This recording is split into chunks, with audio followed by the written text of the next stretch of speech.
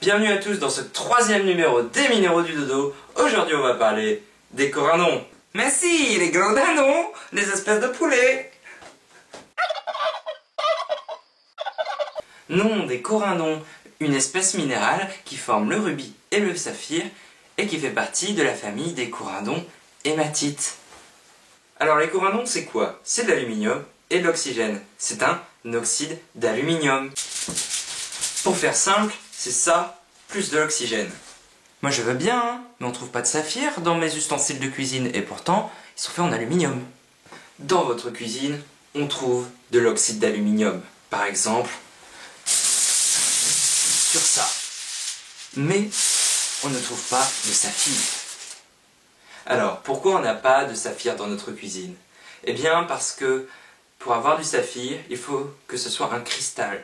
Or, pour faire un cristal d'oxyde d'aluminium, il faut des pressions et des chaleurs importantes qu'on ne retrouve qu'au cœur de la Terre. Bien, dans la Terre, la pression va contracter les atomes en structures qui se répètent à l'infini. Et là, je fais très simple. Et ceci donne un cristal de saphir ou de rubis. Mais alors, comment passe-t-on du rubis au saphir? Eh bien, dans la roche où se forme le saphir ou le rubis, au départ, il y a de la silice avec de l'aluminium. Les atomes d'oxygène de la silice, comme ils font, bref, c'est le bazar, eh bien, il y a des atomes d'oxygène libres qui vont se lier à l'aluminium pour former donc des cristaux d'oxyde d'aluminium. Seulement, c'est bien gentil, mais les cristaux d'oxyde d'aluminium, c'est blanc. Donc, on ne les voit pas. Enfin, si, on les voit, mais ça a moins de valeur qu'un saphir ou un rubis. Eh bien, les courants de roche vont bouger pour se retrouver en présence d'impuretés d'éléments différents. Et nous allons voir quels éléments donnent quelle couleur. Commençons par le saphir bleu, le plus connu d'entre tous, la première couleur qui nous vient à l'esprit quand on parle du saphir. Sa couleur est due à la présence de titane et de fer. Mais il existe d'autres couleurs, notamment le violet, pour lequel on note la présence de vanadium. Le chrome est présent pour le rose et pour le rouge.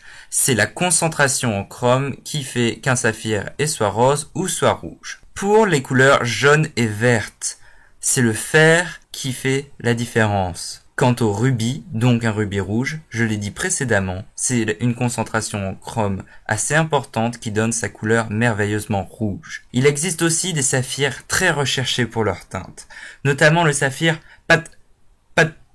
Patparacha Achum, qui est un saphir qui tient son nom de l'Indien et qui a la couleur que vous pouvez voir maintenant et qui est due à la présence de fer et de chrome.